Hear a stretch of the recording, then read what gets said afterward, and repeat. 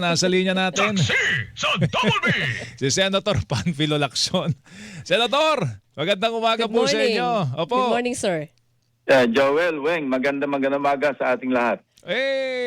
May hugot si Senator Pia Cayetano hindi man lang daw kayo nangamusta sa kanila nung nagkakaroon po ng gulo dyan sa Senado noong May 13. Unang-una, hindi totoo kasi napag-alaman na natin ngayon dahil ito'y sinabi rin ng mga kasama kong iba. Nangamusta naman sila. Are you safe? Are you okay? So hindi siguro nabasa ni Senator Pia yon. Yung pangungumusta, from my point of view, kasi isa ako doon sa hindi nangumusta, in the first place, nung nagpalit ng liderato sa Senado, nag-leave and delete na ako doon sa 20th Congress na chat group. Kasi meron kaming mga umiral na group chat sa WhatsApp, na merong yung kabuuan ng Senado, panahon ni Tito Sen. Meron din kaming noon majority group na group chat. Actually, meron pa nga kami yung original naming minority, kaming 5, si Tito Sen, Senator Loren, Senator Risa, Senator Migs, at saka ako, 5 yon.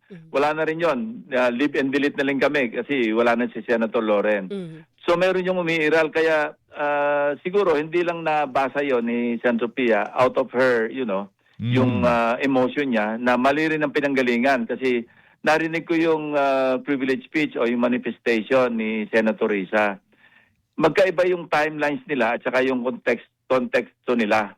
Ang timeline ni Senator Risa is current, yung present. After the chaos, after the shooting incident sa Senado, ano ba yung aksyon na dapat gawin ng liderato? Meron na ba tayo?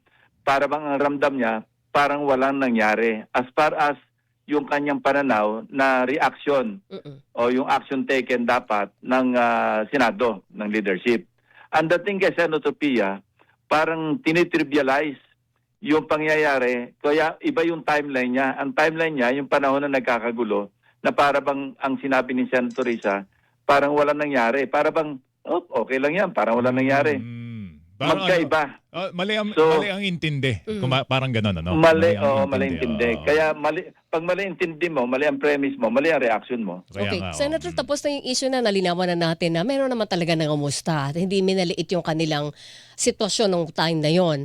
Pero ano po ang napapag-usapan ng minority at majority sa anong dapat gawin ng Senado doon sa pangyayari ng May 13?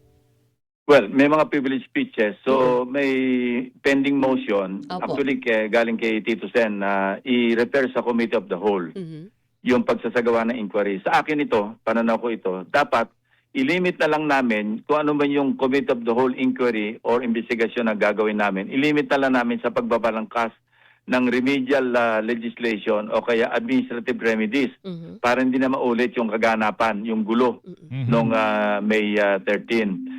Wag na kaming makialam do sa sinasagawang investigasyon ng NBI, ng CIDG, ng PNP sa kung sino yung merong criminal liability o sino yung may culpability, merong lapses. Sana yung lapses pwede namin talakayan pero parang anong pwede nating gawing remedyo para mawala na yung ano man yung lapse na yan, Pero yung paghahanap ng kung sino may kasalanan, wag na sana kaming umabot doon kasi kung hindi, magulo na naman kami niyan. In fact, on Monday, dahil last Wednesday, at least 8 sa aking mga kasamahan ang mag-interpolate na sana, nagmanifest na tatayo, will take the floor either to interpolate Senator Risa and Senator Erwin doon sa kanilang privilege speeches or sila mismo magsasagawa ng kanilang mga manifestasyon o privilege speeches. So yun ang ina-anticipate natin sa Lunes.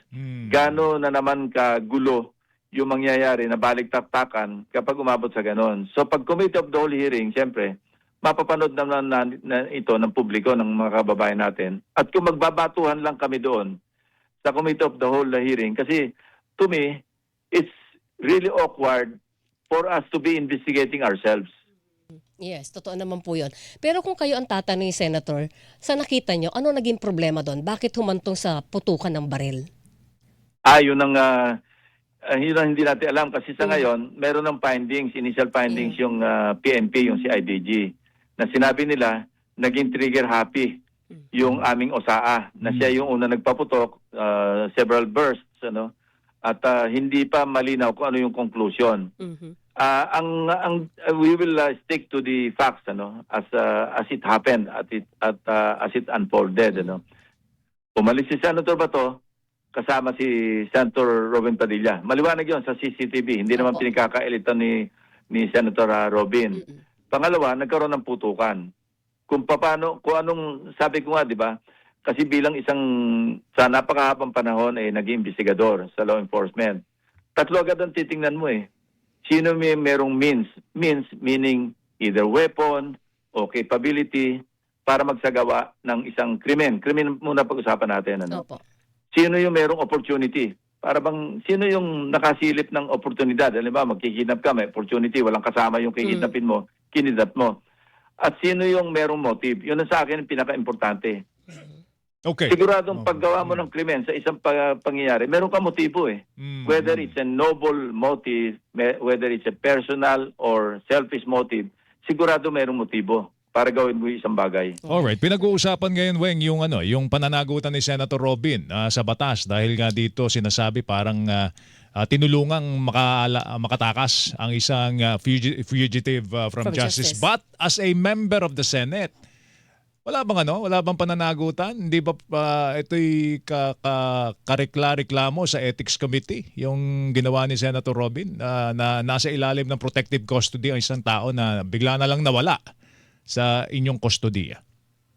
Unang-una, kailangan mayroong mag-file ng complaint sa Ethics Committee ng Senado. Hindi ba kayo Bago mag-file ito- ng complaint, bago- Senator Ping? Bago kailangan meron.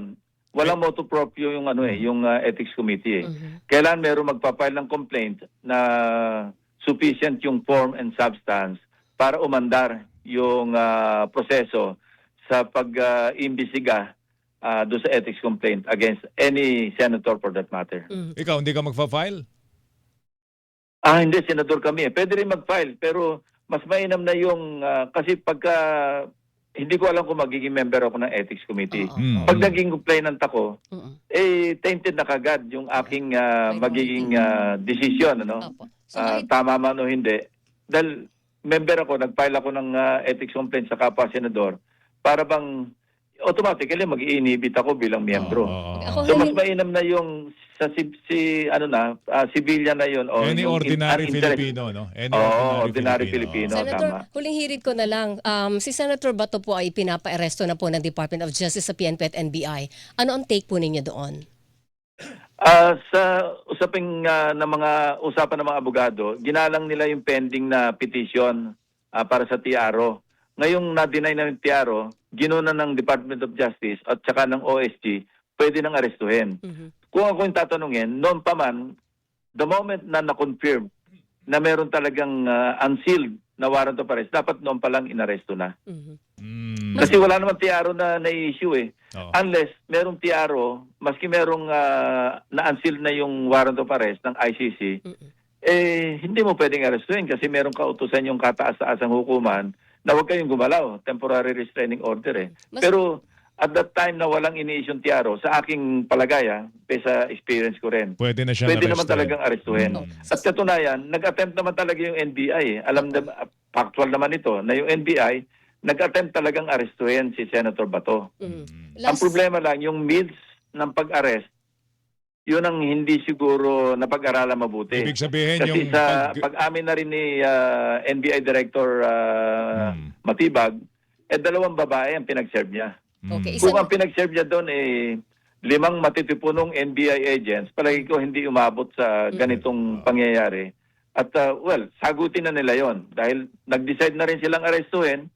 And it's a fact na talagang nag-decide na silang arestuhin. In actual fact, talagang inaaresto nila. Okay. Kaya lang, hindi lang na-overwhelm, Okay. na-overpower. Kasi nga, 2 babae yung pinag-serve nila. Alright. Senator maraming Ping, thank salamat you. po. Salamat. Good morning. Good morning to you. Thank you. Si Senator Ping Lacson, mga kapuso.